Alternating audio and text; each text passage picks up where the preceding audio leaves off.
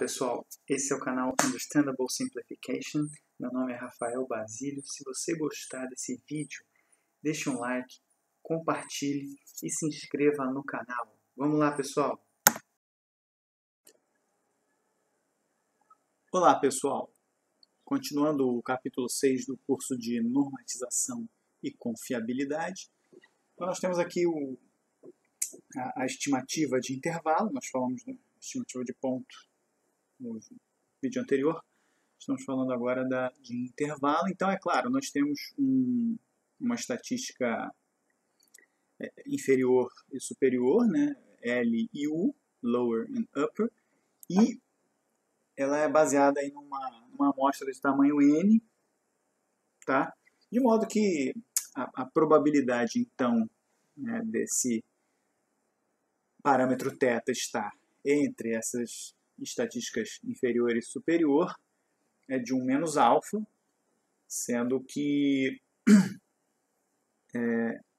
LU, esse intervalo é chamado de intervalo de confiança de 100, 1 menos alfa. Então, 1, nesse caso, seria o 100% lá no que se refere à porcentagem, e nesse caso aí, então, esse intervalo é chamado de intervalo de confiança de 100, 1 menos alfa. Então, esse alfa, por exemplo, se ele for escolhido como 0,05, então nós temos 95% de confiança no parâmetro θ. Então, quando nós temos lá, por exemplo, alguma pesquisa que fala que os dados possuem, por exemplo, 95% de confiança, então é isso que eles estão querendo dizer na verdade, né? De que existe 95% de confiança de que os dados estejam entre esse limite inferior e superior, né? Quando existe lá uma margem de erro de pesquisa, né? Então existe essa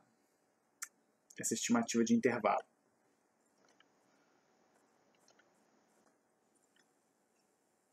Há também a chamada testagem de hipótese, de modo que um valor hipotético de θ é atribuído lá a um θ0. Essa é a hipótese nula, então, ela diz que θ é igual a θ0. A hipótese nula é testada contra uma hipótese alternativa. Então, a hipótese alternativa é H1, que θ é diferente de θ0. Desse modo, basicamente, é possível cometer dois tipos de erro. Rejeitar H0 quando ela estiver correta, quando for verdadeira, ou não rejeitar H0 quando ela for falsa. Então, são, respectivamente, aí, os erros tipo 1 e tipo 2. Né? Quando as pessoas falam aí erro tipo 1 e tipo 2 em estatística, na verdade, é a isso que elas se referem. Já a estimativa bayesiana, então, ela se refere aí também à aplicação do teorema de Bayes, e nós temos aí então as distribuições anteriores, isso para a variável contínua e discreta, né, para essas duas equações respectivamente, em que os primeiros termos ali do numerador são as distribuições anteriores, e o que a gente chama ali de L de dado que θ ocorreu, e PR desse evento dado que θ ocorreu, são as funções de probabilidade representando os dados das informações de evidência.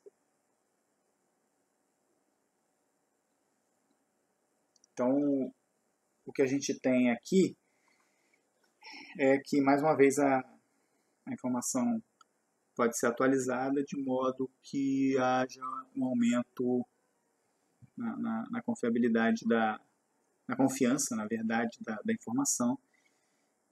E nesse caso, se a distribuição for concentrada, então existe aí um bom conhecimento sobre os possíveis valores de θ, e se ela for mais dispersa, ela não é tão, não reflete um grande conhecimento acerca do parâmetro. Então, o que vale aqui é a dispersão. Então, se a dispersão for muito grande, não se sabe muito ao bem ao certo, ou com uma confiança alta, que valores θ pode assumir. Então, existem os testes de qualidade de ajuste, tal como o Q-quadrado, e depois vamos ver mais um em seguida, mas falando aqui do Q-quadrado, então, basicamente, esses testes visam determinar se uma amostra pertence a uma distribuição teórica hipotética, ou seja, nós temos os dados amostrais, experimentais, lá de laboratório, por exemplo, e queremos verificar se esses dados se ajustam, se adequam a alguma distribuição teórica. Não forçando-os a se adequarem, mas sim apenas comparando com a teoria. Então, é comparar a teoria com o que foi visto na prática. Isso então é realizado pela diferença entre a frequência de ocorrência de uma variável aleatória de uma amostra observada e as frequências esperadas de uma teórica. Então, é basicamente isso, né, a comparação. Então, para o caso do Q-quadrado, então, uma amostra retirada da população e aí dividida em K maior ou igual a 5 intervalos não sobrepostos, claro, que eles não podem ter interseção.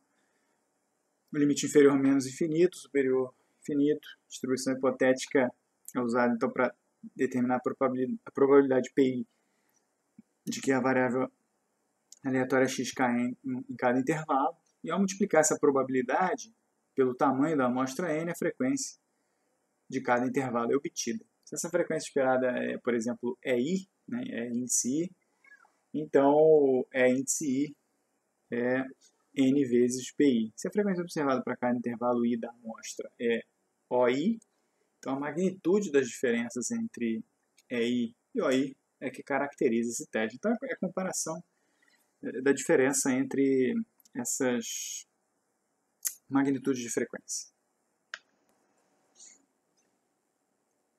Então nós temos aqui a expressão de W, que é o próprio Q-quadrado, segue aproximadamente a distribuição Q-quadrado. Se ambos diferirem consideravelmente, então W é grande e o ajuste é pobre, de modo que a hipótese pode ser rejeitada ou não, então a gente faz ali o somatório da diferença ao quadrado sobre a frequência original, né, como denominador.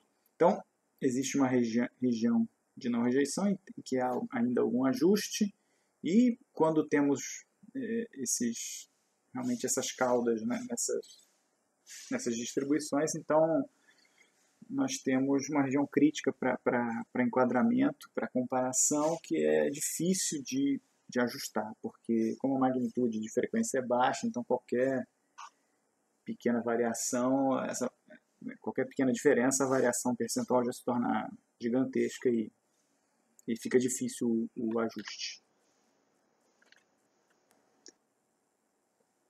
Então, após a escolha de uma distribuição hipotética para uma dada amostra, seleciona-se um nível de significância alfa do teste.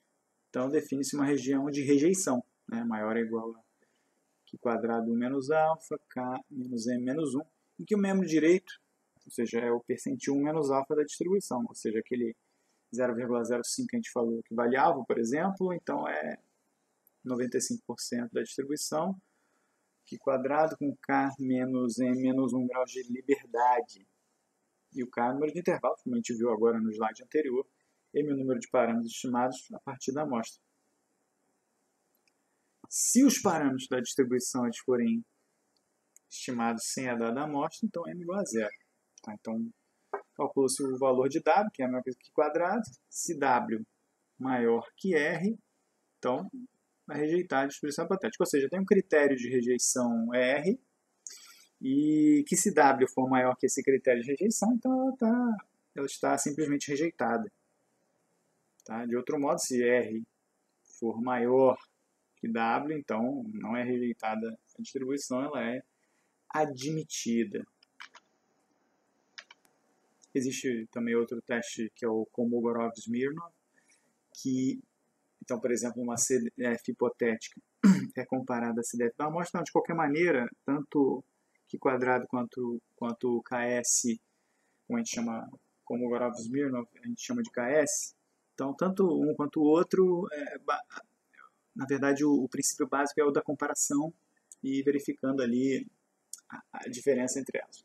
Uma CDF da amostra é definida, então, para uma amostra ordenada, né, de maneira que tenhamos 3 valores dependendo da situação. A gente tem aqui as seguintes condições. E aí nós temos aqui, por exemplo, aqui essa diferença vertical, né, da probabilidade acumulada, de modo que a gente tem aí a possibilidade ou não de assumir como enquadrado ou não. Então, essa estatística KS, a máxima diferença entre essa PDF SN de T, essa CDF SN de T, e uma CDF hipotética F de T. Então, temos ali a SN de T comparada a F de T. Então, a máximo aí, né, de diferença entre uma e outra, ou seja, a distância vertical entre as CDFs, o máximo vai prevalecer e verificamos aí se enquadra no critério. Já a análise de regressão, né, a gente pode fazer também aqui a questão basicamente da dependência ou não de uma variável em relação à outra, em que podemos fazer correlação linear e não linear. Tá? Então, nesse caso, a análise de regressão estima o valor médio da variável dependente, né?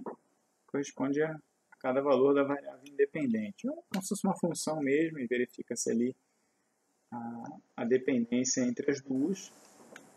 Então, por exemplo, o valor esperado de y, dado que x1, x2, até xk foram obtidos. Então, no caso da regressão ser linear, então a gente tem simplesmente parâmetros lineares em função dos dados de variáveis aleatórias. E nesse caso aí sim, basta utilizar como simplificação o método dos mínimos quadrados. Esse é um caso particular da análise de regressão de função linear. Bom, me despeço por aqui. Até o próximo vídeo, se Deus quiser.